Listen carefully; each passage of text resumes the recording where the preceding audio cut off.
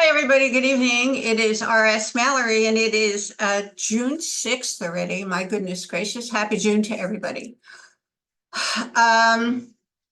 We've been doing a lot of different training calls on basic skills, as well as some of the products that we have in my Govi business. But tonight, we've also talked about getting a silent mentor, and I have several.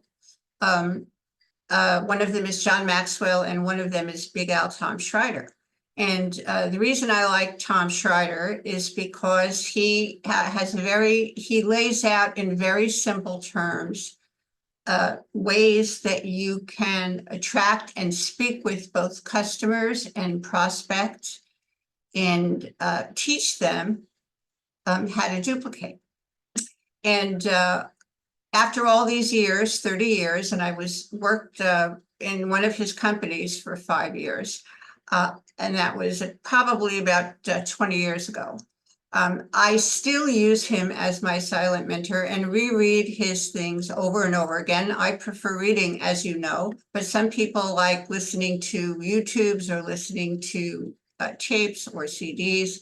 I prefer holding a book in my hand and reading it, because that's my learning curve. So whatever your learning curve is, that's what you want to do. But tonight, what I thought I would do is I would use one of the, I got an email from Big Al Tom Schreiter tonight. And let's see what it is here. Okay. And this is the ugliest story ever told. And I'd like to talk about this because this is basically, how do you talk to a prospect? The right things to do and the wrong things to do. And it just so happens this really resonated with me even better because Tom used as an example coffee. And of course, we at Govi have an extraordinary smart coffee. And so I thought this would be interesting not only for the folks who are on my team and other team members in Govi at large, but also if you're watching this video because you're interested in the skills training, you can apply this to whatever products you have. So here we go, the ugliest story ever told, and this is by Big Al Tom Schreiter. And you can find him at bigalbooks.com, bigalbooks.com. And he has trainings for free, and you can buy his books, you can get his videos, you can subscribe to his YouTube channel for free, whatever you wish. But if you subscribe to his emails, then you get a skills training in your email box every day. And he is on LinkedIn and he is on Facebook. So this resonated to me, and this also will allow you to understand that building a network marketing business or an e-commerce business, if you will, is serious business. Okay, if you treat this like a hobby, it's going to be a hobby and it will provide for you like a hobby. If you treat it like a serious business and you take the time to learn the skills and teach other people the skills as well, then you are going to create a large income and perhaps even legacy income. So although he's very glib and he has a very dry sense of humor, he uses humor a lot, but the basic skills are interesting. So we're going to look at this ugliest story ever told. And you're sitting down at a restaurant and your product happens to be a coffee. Well, one of my products is a coffee. It's the smart coffee. Okay. So I would say, do you want a cream with your coffee? And the waiter would say that to me, and I would say, no, I prefer my coffee black. And then you would say, are you sure? Most people want cream with their coffee. It makes sense to put cream in your coffee. You say, no, no cream. I don't want any cream. Then you say, our cream has breakthrough nanotechnology and it's patented. Plus, we've been serving the cream for 37 years. Now you're just about rolling your eyes and you're getting ready to get up and walk out. And you say, I am sure your cream is amazing, but it's not for me. I don't want any cream. I have brochures and I have a PowerPoint presentation for you, Mrs. Mallory, about our cream. When you're available to look at them, tomorrow at 2 p.m. or Friday at 4 p.m. Now, I'm sitting there and I'm saying, all I want is a cup of coffee and I'd like it black. I'm sorry, I don't like cream. I'm lactose intolerant. I love black coffee. So now the waiter says he's not listening because he is on a quest to push this down your throat. So he's saying, our cream is from New Zealand, from contented cows. We pet them often to make sure that they're stress-free. Plus, we believe in service and integrity. So why not try our cream with your coffee, Mrs. Mallory? And I say, no, I'm just fine. Let me drink my coffee black, please. Waiter says, if you have a few minutes, you can watch our company video on the cream. I say, no cream. I'm lactose intolerant. Please listen to me. So the waiter takes his cream, he goes back to the kitchen, he slams the cream against the wall and screams, I've been rejected. This must be a pyramid. The restaurant manager consoles me and he says, every no answer just gets you closer to a yes answer. The average salesperson is rejected 7 times before they get a yes. Getting rejected builds your character. Never give up. Have the eye of the tiger. Don't be a quitter. Be persistent and follow up. So now I'm going to follow up. That's a skill that I learned. So later on in the day, I'm going to call that person and I'm going to say, uh-oh, I'm just checking up with you. You were at the restaurant today. I was hoping you finally thought it over and decided that you wanted to try our cream with your coffee. Don't forget we pet our cows, but you forgot to call me to let me know. So that is why I'm following up with you with this phone call. Cringe. Actually, I would just hang up at this point. So Big Al goes on to say, does this look familiar? This is how amateur network marketers force themselves on prospects. Even if we change the words, this way of attempting to build our business is wrong. It's just very wrong. So let me get out of here.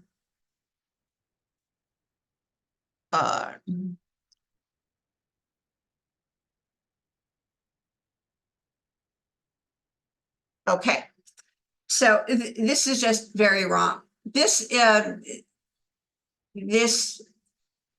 needs to be said. We have to, whenever we're going to talk to a prospect, whether it's somebody that we don't know or somebody that we do know, even if it's somebody in our family particularly, we tend not to listen to what their responses are.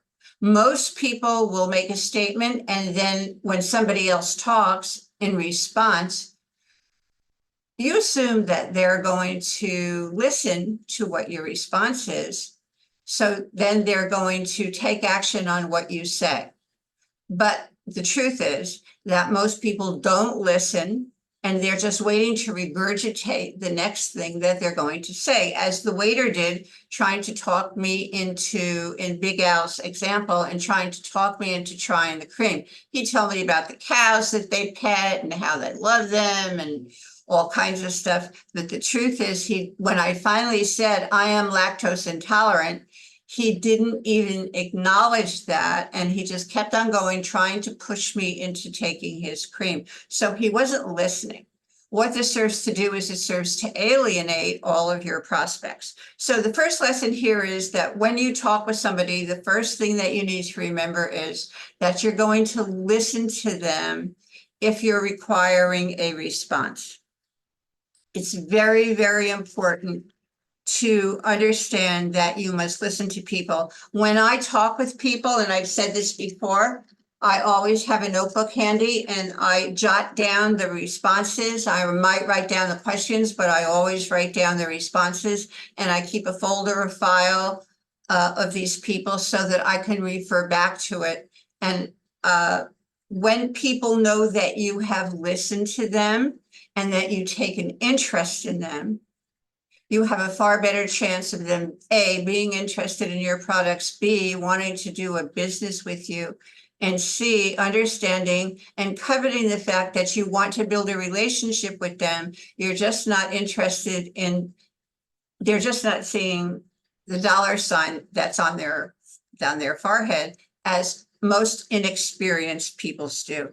So we have just seen what not to say. So when you are talking with somebody, you just want to give them the facts. You want to ask them directly a question. You want to listen to what their responses are. Now, I've asked people,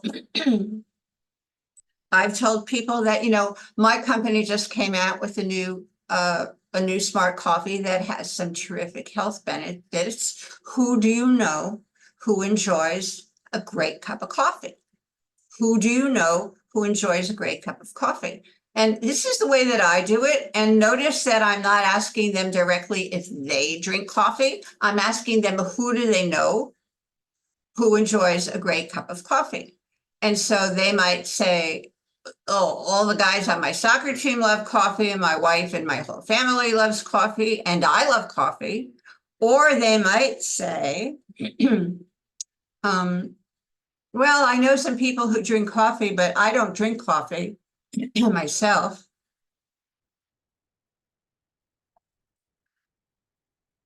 And then I say to that person, I hope you don't mind me asking you, why is it that you don't drink coffee?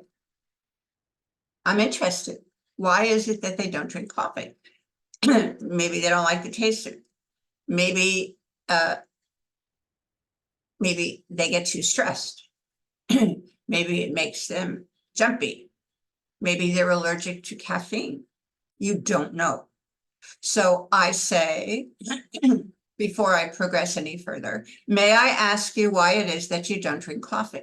9 times out of 10, people say to me, well, I really love coffee, but the caffeine kind of makes me crazy. It stresses me out. It makes me all jittery. And I jot that all down and I say, and decaffeinated coffee really doesn't taste very good, does it? And they say, no, it really doesn't taste any good. So I just forego the coffee. So I say to them, if you would drink coffee, what would your favorite brand be? And they might tell me. If they're not a coffee drinker and they're telling you because they're stressed out or they get the shakes, that's when I would say, what if I could share with you a coffee that had healthy benefits with some maca root and reishi mushroom, which is the master mushroom, that would alleviate and negate all the effects, negative effects of the coffee with the caffeine, and it would de-stress you, and it would help your brain, and you would not be jittery, and in fact, you would be focused. And it tastes delicious. Is that something that you might be interested in trying? Because if you don't ask, you don't know. So that person is either going to say, no, I'm just not interested, or yeah, I'd be interested in that. What's the name of the coffee? When people ask you a question, don't get all crazy, because you just answer the questions directly, and because people are interested when they ask questions. So I answer directly and I say, the name of our coffee is Smart Coffee. If you were to drink coffee, would you drink it black or would you drink it with cream and sugar? Or if you do drink coffee, would you drink it black or do you drink it with cream and sugar? The reason I'm asking is that we have a rich and robust, delicious black coffee, but we also have a dessert coffee, which is a latte coffee. Which would you prefer? And they'll tell you whether they drink black coffee or whether they would prefer a latte, or if they drink cream and sugar, you're then going to offer them a sample of their coffee. And you certainly wouldn't want to send them black coffee samples if they are interested. If they take cream and sugar in their coffee, they would probably be more interested in the latte. So that's why I would ask them that, and I would tell them why I'm asking. So be very forthright, be very honest and open with them. Don't go into, I did say that the coffee has maca root in it, organic maca root, and it does have reishi mushroom, which is the master medicinal mushroom. That was it. So they might start asking me questions, and I might say, they might ask me questions about the maca root or the reishi mushroom, and I would say to them, well, Do you prefer listening to a video, or would you prefer reading a document? Or would you like a little video that I did or some of my partners did, my other business partners did, explaining the health benefits of the coffee? Would you like to see a video, or would you like to read a document? Ask the question. They will tell you what their preference is. Personally, I am not a video person, and people that I've been in business with for many, many years laugh at me because they know that I'm really not a video person. I much prefer reading because that's my learning curve. And yet I see the validity and I see the power of videos. So I just ask people which would they prefer.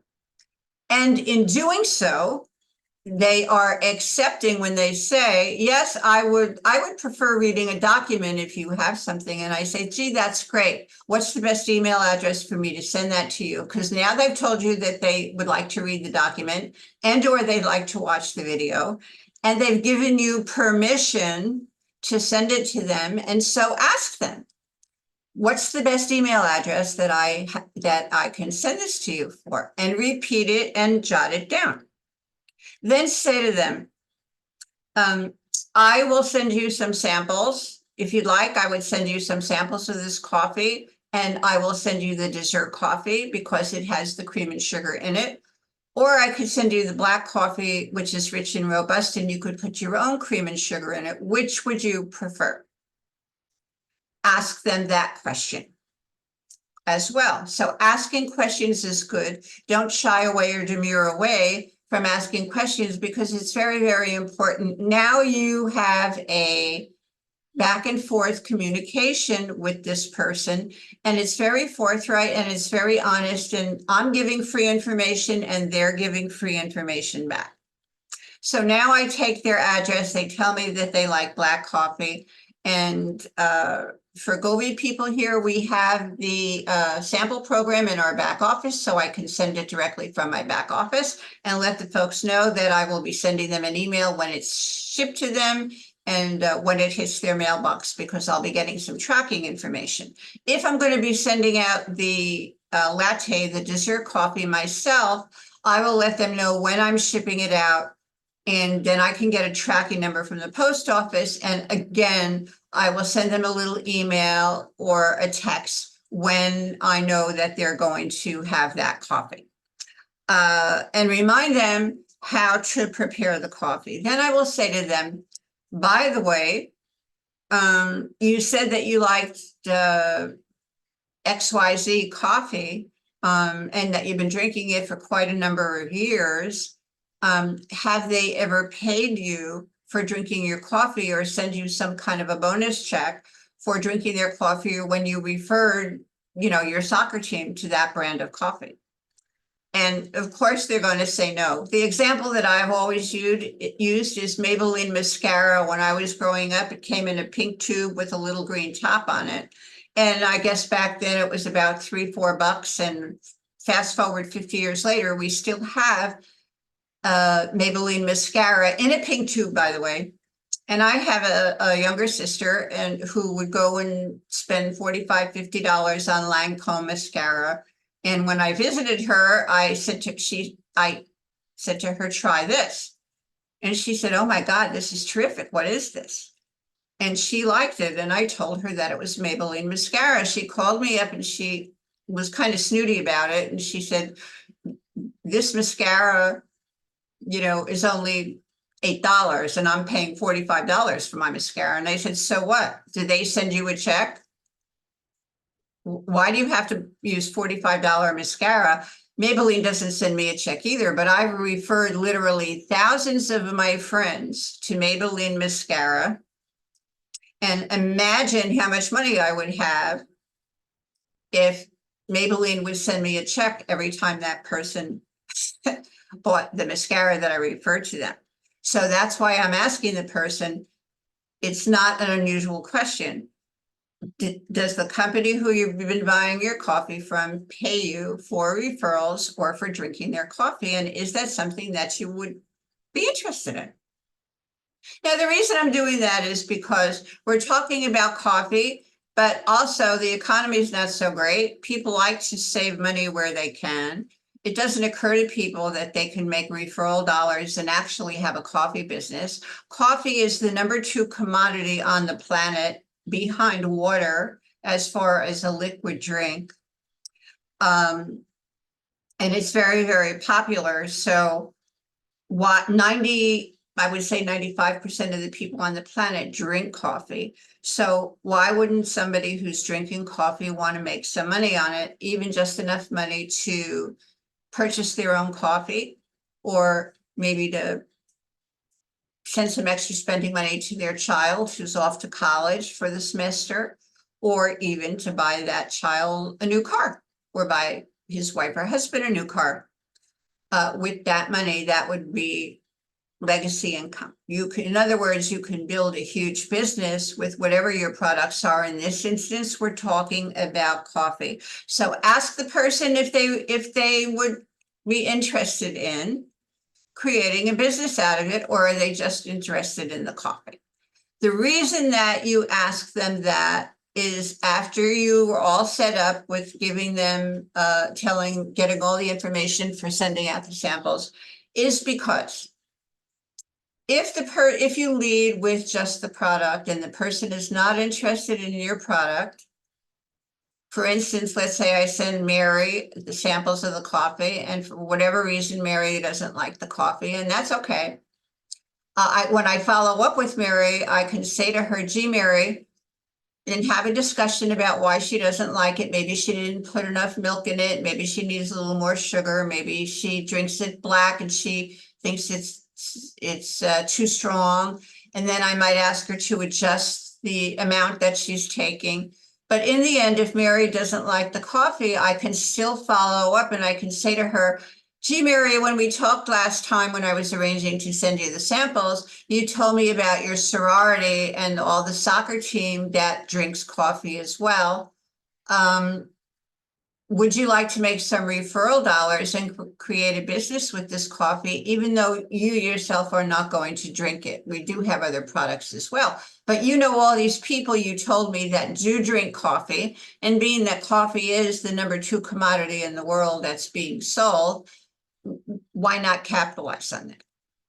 If you're just leading with the product, Mary's going to say no, and you have nowhere to go. So if you introduce the business, many people won't want to do the business, and that's okay. They will become a customer. In our company, Govi, we get paid very handsomely for customers. Not all network marketing or e-commerce companies pay you handsomely for that. In fact, we're building within our pay structure, our rewards program, we have an extraordinary lucrative program, but we also have a very, very lucrative customer program. So we have people who are just building customer money, and they're creating thousands of dollars a month just because we have a very generous customer program. So Mary might want to do that. She might come back and she might try the coffee in a different way. She might try iced coffee. She might try baking with it. You can make all kinds of suggestions. Also, when you send Mary that document or the video, I would also ask Mary if she's interested in reading testimonies about our coffee. And if she is, put her in our testimony group on Facebook. If you're in another company and you don't have a testimonial group on Facebook, then you should have some vehicle or some way to provide Mary with some kind of testimonies. Maybe it's a CD, maybe it's a recorded something or other. We actually have in Govi a private Facebook group with thousands of testimonies for our various different products. And the reason that's so powerful is because when they start reading what other people think about it, they realize that the product is a viable product and that it's enjoyed by many people, and it's going to do the things that you say that it's going to do. It's not just going to be their experience, and that opens up the whole field for them in their brain for them to start thinking, oh gosh, I just read 50 testimonies about how people love this coffee, and it does this and it does that and it does the other thing. And of course, we have a laundry list of different health benefits of our coffee, which we're not going to go into here. But when they read it, or they see it in the video, or they read it in the documentation that you're going to send them, or a brochure that they're going to receive when you send them a sample, they're also going to be reinforced in their brain. It's going to be reinforced when they start reading those testimonies. And along the way, they're going to see testimonies for some of the other products. I've developed an incredible customer base, and I put every single one of my customers in that private Facebook testimonial group. And the power of it was amazing. I've never used anything like that before. So if you are in Govi, please do use it. If you're not in Govi, try creating something like that yourself, for yourself and your team, because most of my customers just don't purchase one product. They start reading the testimonies for the product that they're interested in, that I put them in for, let's say the coffee, our smart coffee. But along the way, they start reading, something catches their eye about, for instance, our Go Charge, which is going to be an LTO for one day tomorrow, by the way, which is our nitric oxide product. And many of you remember that I had a cancer that required 3 surgeries on my lower leg, and it took 7 weeks every time I had the surgery for it to heal, and it didn't. Once I started taking our Go Charge, it healed in 2 weeks. So that's an important product as well. But the point is, people started reading testimonies like that, and for whatever reason, it appealed to them, and they will contact me or text me or send me an email or a private message or call me even and ask me about these other products. So it's a very powerful tool to be able to supply testimonies to people however you do it. So don't skip that at all. So again, you want to be very frank, you want to be upfront, you want to ask questions, you want to listen to the responses and hear what the person is saying. You also want to let them know that it's not just about a product, that this is a viable business where they could create just a little bit of extra money if they need it, or they could create legacy income if that's what they're interested in. And they don't have to, but if you at least let them know that when you're following up with them, and you're following up because you gave them samples of the product, you can remind them of that, or they might say, oh gosh, this coffee is absolutely extraordinary. And my girlfriend was here when I got the coffee and I gave her a cup too. And she wants to invite her tennis team over to have a coffee party. Could we do that? And this is an opportunity for you now to let this person know that they will be a coveted member of your team, and find out what their goals are. Do they want a little bit of extra money? Do they want to create legacy income? Do they want to do parties? Do they want to do craft shows? Do they want to do fairs? Do they want to do farmers markets? What would they like to do? Let them know about the tools that we have. And again, if you're not in Govi, let them know what the tools are that you have. And then you always ask questions. And the next question for that person is, how would you like to start your business? We have several different packages. We have a box of 4, we have a box of 6. You can get 2 and 2, 3 and 3. You can mix and match them. Which would you prefer? Because if you ask people and give them a choice, they'll always choose one. So what I would do at that point is I would take them to my website and I would let them see, or if they can't do that right now, I would go to the website. If I don't know off the top of my head, I'd go to my website and pull it up, and I would let them know what their choices are. And then I'd say to them, gee, Mary, you said your tennis friend would really prefer the latte dessert coffee. How about if you get, and you're going to have a party for all her tennis people, how about if you get the 3 boxes of latte and 3 boxes of black? How would that be?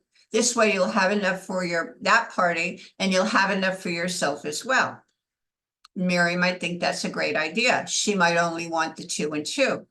Then I say, and always ask, would you like me to practice good customer service and enroll you and order your coffee for you? Or would you like me to walk you through it so that you can get it done correctly?